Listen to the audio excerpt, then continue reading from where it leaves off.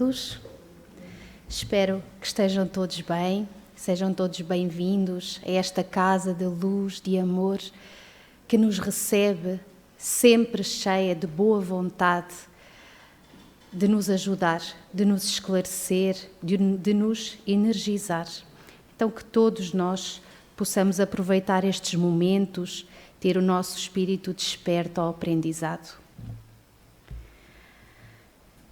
Vamos dar início ao estudo de um novo livro, aqui no GEAC, o livro O Céu e o Inferno, um livro trazido pelo codificador da nossa doutrina, Allan Kardec, um livro que faz parte, como vamos ver mais à frente, das obras de codificação. O estudo é importante, é fundamental, porque é através do conhecimento que nós nos vamos preparando cada vez melhor para os desafios desta existência e daquelas que hão de vir também. O conhecimento nunca se perde. Vamos sempre alimentando, nutrindo o nosso ser espiritual e isso vai nos ajudar a estruturar-nos cada vez melhor. Então, este livro que vamos hoje dar início ao estudo do primeiro capítulo vai nos acompanhar durante algum tempo. Como expressa de forma clara a capa desta edição, são realmente duas realidades distintas, duas realidades que cabe a cada um sentir, escolher, porque não, a qual delas quererá pertencer. O céu e o inferno nós vivemos muitas vezes ainda durante a nossa existência. Às vezes pensamos que é depois de partir para outra dimensão espiritual que vamos encontrar essas sensações, mas não, muitas vezes aqui, durante a existência, já experimentamos aquilo que é a nossa paz, o nosso céu, a nossa leveza e, por outro lado, também momentos de profunda angústia e sofrimento que nos remetem para características desse local que todos queremos evitar. Então, o céu e o inferno, também chamado a justiça divina, segundo o Espiritismo. Justiça divina. Então, como eu disse há pouco, é uma continuação das publicações anteriores. Tivemos o Livro dos Espíritos, em 1857, o Livro dos Médiuns, em 1861, o Evangelho segundo o Espiritismo, em 1864 e, em 1865, o Céu e o Inferno.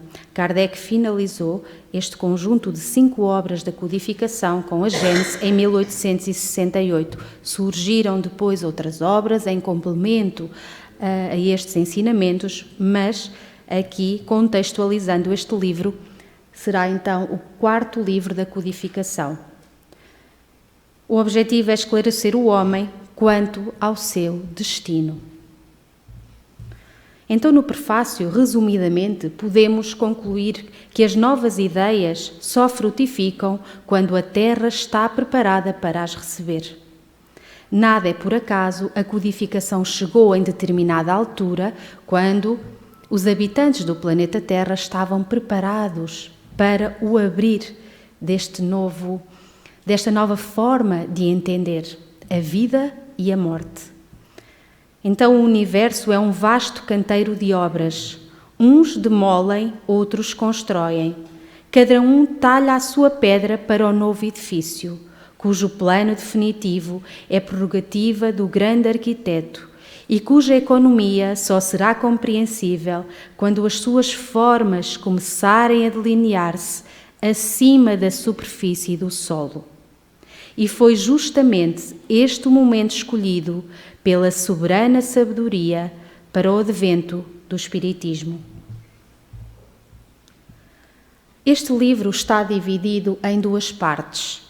A primeira parte fala-nos sobre crenças sobre o céu e o inferno, sobre anjos e demónios, penas e recompensas futuras.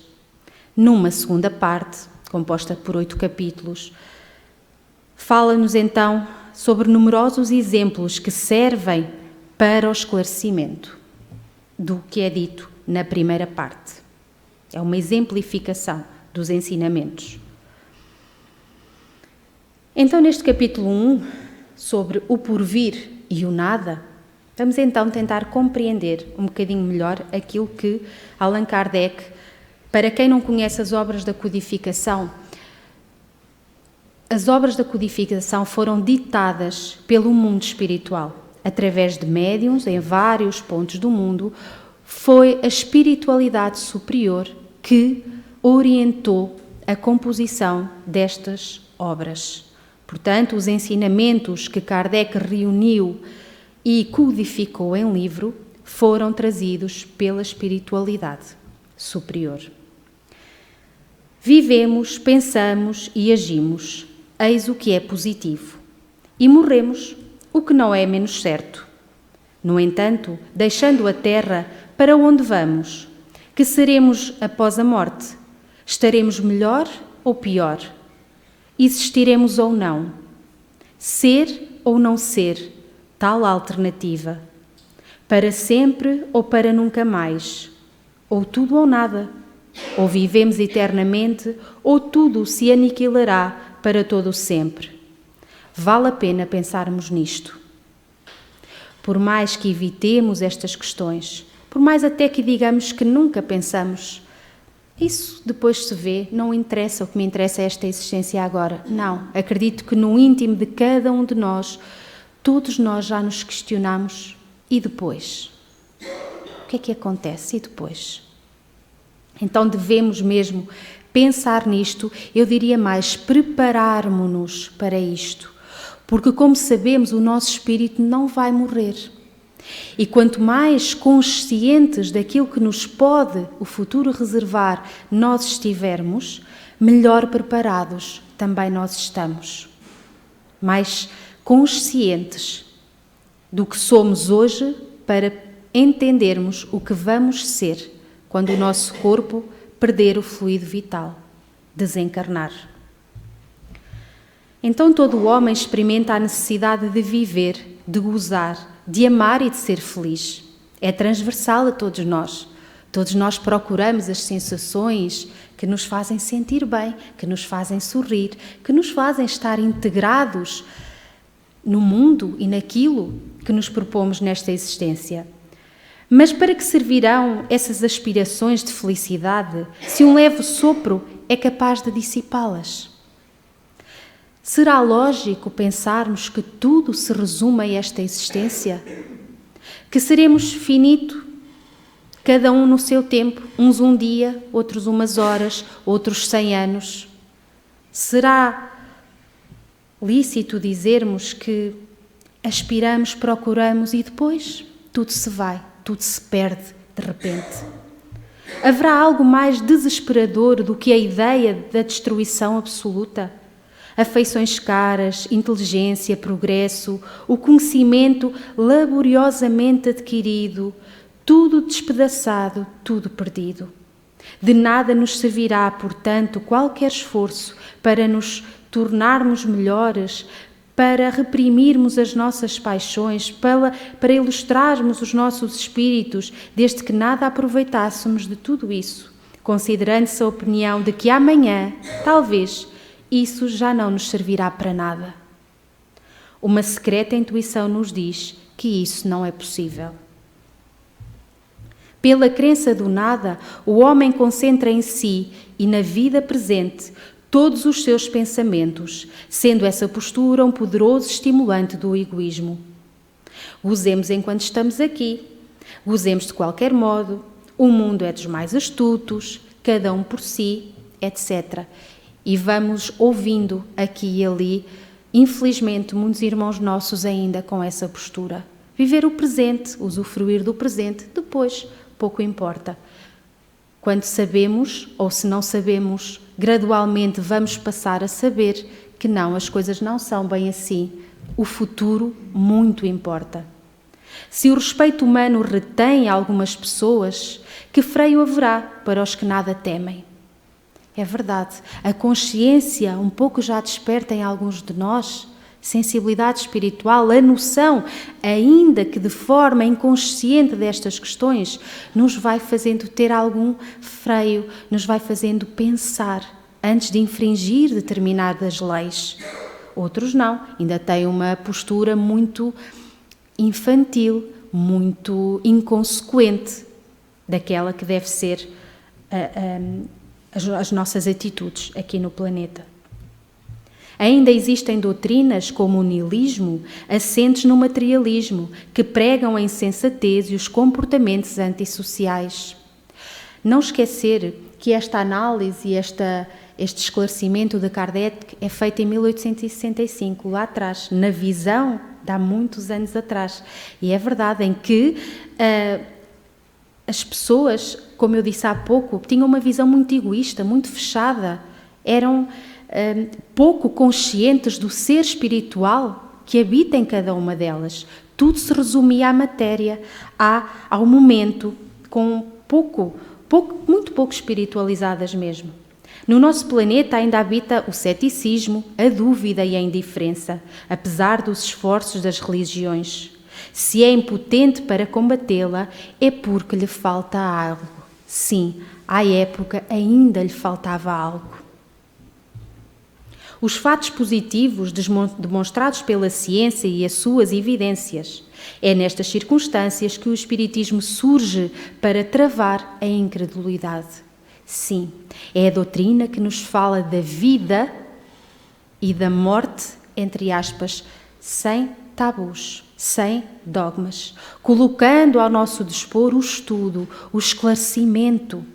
Está aqui, ao alcance de todos nós. Só precisamos ter interesse, vontade de o procurar, de nos esclarecermos a nós próprios. Então, a doutrina dos Espíritos veio abrir tudo aquilo que era oculto até então.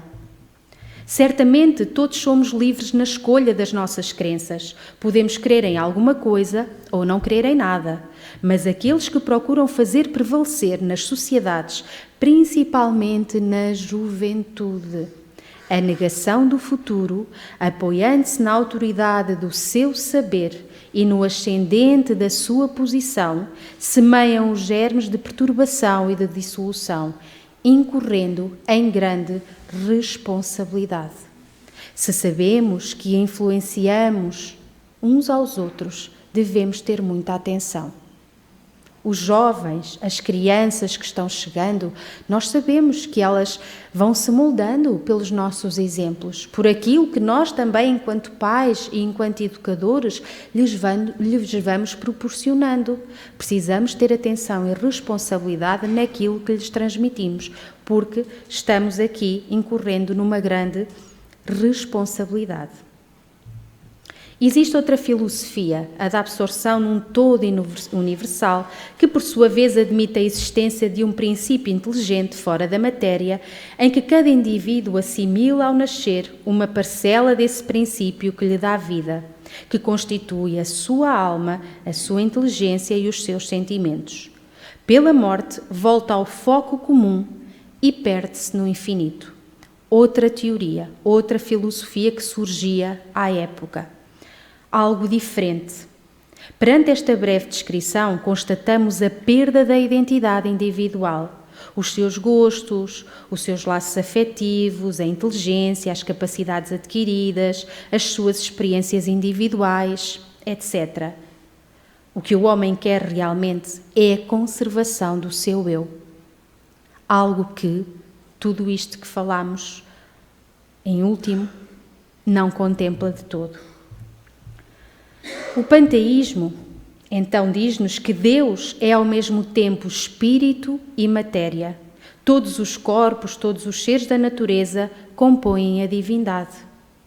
Como um ser perfeito pode ser formado por partes tão imperfeitas com necessidade de progredir? Uma questão sensata. Se todos fazemos parte de Deus e Deus faz parte de todos, ora, nós sendo tão imperfeitos, Deus, fazendo todos nós parte de Deus, algo aqui não estava lógico, não é? Algo aqui levantava algumas questões. Então, como admitir que um ser imperfeito possa conceber leis tão harmoniosas, tão admiráveis de sabedoria e previdência, como as que regem o universo? Se Deus seria composto, segundo eles, pela imperfeição, porque todos nós ainda somos imperfeitos. Então, mais uma doutrina, uma filosofia com várias lacunas que nos têm aqui dificultado a compreensão também à época. Sendo cada alma parte integrante da divindade, nenhuma é dominada por um poder superior, se só fazem todas parte do mesmo, não tendo, portanto, responsabilidade pelos seus atos, bons ou maus. Visto que é soberana, a alma não tem interesse algum na prática do bem e pode praticar o mal impunemente. Portanto, era aqui tudo um pouco desgovernado, penso eu, seguindo essa lógica. Então o homem tem 3 alternativas que Allan Kardec resumiu. 3 alternativas perante este estudo: o nada, a absorção, o nada, a primeira doutrina que falamos, a absorção, esta segunda, ficava tudo absorvido num só ser. Surgindo então uma terceira opção, a individualidade da alma antes e depois da morte. É para esta última crença que a lógica nos impele, irresistivelmente, e que tem formado a base de todas as religiões desde que o mundo existe. Todos nós trazemos no nosso subconsciente. Se a lógica nos conduz à individualidade da alma, também nos aponta outra consequência. O futuro de cada alma deve depender das suas qualidades pessoais, pois seria irracional admitir que a alma atrasada do selvagem, como a do homem perverso, estivesse ao mesmo nível da do cientista e do homem de bem. Não, existe logicamente uma distinção. Segundo os princípios da justiça, as almas devem ter a responsabilidade dos seus atos, mas para que sejam responsáveis é preciso que elas sejam livres na escolha do bem e do mal. Sem o livre-arbítrio há fatalidade, e com a fatalidade não poderia haver responsabilidade. Todas as religiões admitiram igualmente o princípio da felicidade ou infelicidade da alma após a morte.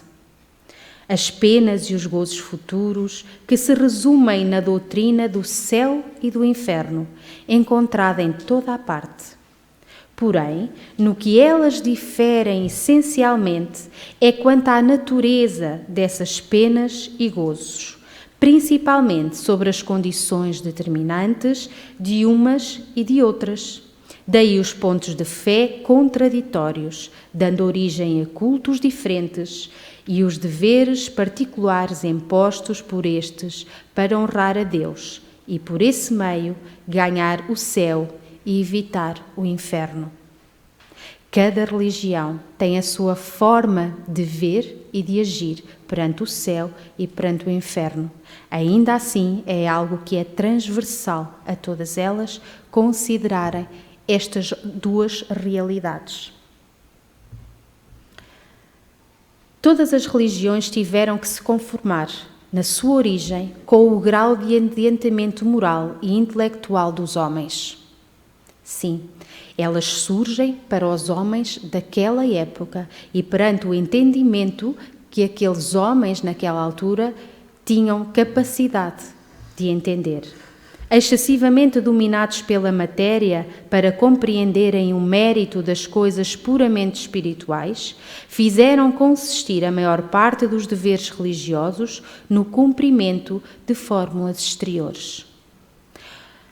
A exteriorização da fé, os costumes, os locais, os rituais e imensas coisas, ou seja, uma prática ainda muito voltada para aquilo que é exterior a nós, para aquilo que é material, e não voltando-se para si próprios. Por muito tempo essas fórmulas lhe satisfizeram a razão. Mais tarde, porém, fez-se luz no seu espírito, e como que sentissem o vazio dessas ideias, que a religião não preenchia, abandonaram-na e tornaram-se filósofos. Ou seja, a religião de outros tempos, ainda muito limitada, não satisfazia depois a própria evolução da humanidade e tiveram que, por eles próprios, encontrar outros sentidos. Se a religião, apropriada no princípio aos conhecimentos limitados dos homens, tivesse acompanhado sempre o movimento progressivo do espírito humano, não haveria incrédulos, porque está na própria natureza do homem a necessidade de crer, e ele crerá desde que receba o alimento espiritual em harmonia com as suas necessidades intelectuais. O progresso humano exige que as religiões e que a própria sociedade acompanhe esse progresso. Todos nós, penso eu, que temos conhecimento que às vezes há pessoas que deixam a sua ligação, a sua fé religiosa por já não se identificarem com situações retrógradas. Não houve atualização aos novos tempos, que ainda ficou tudo muito lá atrás. Há determinadas religiões que, tendo 100 anos ou tendo 1000, ficam estagnadas, ficam fechadas em si próprias, não se atualizando naquilo que é a própria evolução das pessoas e do conhecimento e da ciência. Então isso faz com que depois as pessoas se deixem de identificar e procurem algo que as satisfaça mais espiritualmente, que as alimente de outra forma, que vá ao encontro das suas aspirações mais atualizadas. O homem quer saber de onde veio e para onde vai. Se lhe mostrarem um fim que não corresponde às suas aspirações, nem à ideia que ele faz de Deus, nem às informações positivas que a ciência lhe fornece, e se além disso, para atingir o seu objetivo, impõem-lhe condições que a sua razão contesta, ele tudo rejeita. Sim, a lógica. As pessoas precisam de raciocinar, as pessoas precisam de se sentir que existe lógica naquilo que lhes está a ser dito, que lhes está a ser ensinado. Por outro lado, se lhe apresentarem um futuro lógico, digno em tudo de grandeza, de justiça e da infinita bondade de Deus, ele repudiará o materialismo e o panteísmo, cujo vazio sente no seu íntimo e que só aceitou na falta de uma crença melhor. Portanto, há aqui uma evolução daquilo que é a postura da própria fé humana. E quando assim acontece, quando nós estamos num local, quando nós vamos conhecendo uma doutrina, quando nos toca verdadeiramente, quando o nosso senso de razão e moral a aceita, tem sentido. Nós sentimos essa emoção, nós sentimos essa afinidade com aquilo que nos está a ser dito. E saltamos, sim, saltamos, porque aí conseguimos sentir a verdadeira fé, a verdadeira confiança, porque somos fiéis e respeitamos a nossa própria forma de sentir, a nossa decisão. E aí nós vamos, porque sim, para nós faz sentido. Enquanto assim não for, ficamos ali, a meio do caminho, hesitantes, aguardando um dia sentir essa firmeza e essa razão de outra forma. O Espiritismo tem a seu favor a lógica do raciocínio e os factos, por isso, o têm combatido em vão. É a nossa grande força. A lógica, a ciência. Disseram-nos que se a ciência comprovar que o Espiritismo está errado num ponto, deixemos e sigamos a ciência. Olhem, isto é muito importante, porque a ciência é a comprovação, é o estudo, e isso é fundamental. E esse é um dos alicerces da nossa doutrina. Por isso é que ela tem também a força e a credibilidade que tem, porque não foge do estudo, porque não foge da ciência, das experiências. Pelo contrário, procura para que, através dela, tudo possa ficar mais claro e mais entendível a todos. Eu trouxe esta imagem porque temos aqui seres, irmãos muito especiais que muito têm contribuído ao longo de todos estes anos para a doutrina espírita. Graças ao seu trabalho de missão incansável, o espiritismo vem alicerçando cada vez mais o entendimento, a razão, sempre alicerçados no exemplo e no amor de Jesus e do seu Evangelho para com todos nós. Então, como fiéis cumpridores do Cristo, como fiéis espíritas, são sempre exemplos a seguir. Instintivamente, o homem acredita no futuro, mas não possuindo uma base certa para o definir, a sua imaginação concebeu sistemas que originaram as diversas crenças. É verdade, procurávamos, são várias as religiões com várias formas de interpretação e foram surgindo porque o homem ia tendo sempre necessidades diferentes de esclarecimento. Então, como eu disse há pouco, o espiritismo assenta aqui entre ciência, religião e filosofia, procurando sempre a luz destes três polos. O espiritismo congregará as opiniões divergentes ou vacilantes e trará gradualmente, pela força das coisas, a unidade de crenças sobre este ponto. Crença que já não se baseará numa simples hipótese, mas na certeza. A unificação feita relativamente ao futuro das almas será o primeiro ponto de contacto entre os diversos cultos. Um passo imenso para a tolerância religiosa em primeiro lugar e, mais tarde, para a completa fusão. Todas as religiões devem ser respeitadas. Nós próprios, seres espirituais, não estamos todos no mesmo patamar, não tivemos todas as mesmas experiências, não tivemos e não temos todos as mesmas oportunidades de conhecimento e de vivência. Então, todas as religiões devem ser respeitadas. Se elas existem, um sentido terão. O contributo de todas fez com que chegássemos aos dias de hoje. E o contributo de todas nos dias de hoje fará com que cheguemos a um porto ainda melhor no dia de amanhã. Vou relembrar esta frase: a unificação feita relativamente ao futuro das almas, ou seja, estarmos todos de acordo com o que irá surgir no futuro, será o primeiro ponto de contacto entre os diversos cultos. Todas vão acreditar, assumir que o nosso futuro é aquele. Então, a estrada ainda é longa, ainda estamos no caminho, ainda precisamos de nos espiritualizar e de tomar verdadeiramente consciência de cada um de nós o que nos espera depois do desencarne físico. Um céu, um inferno, o que quererá dizer?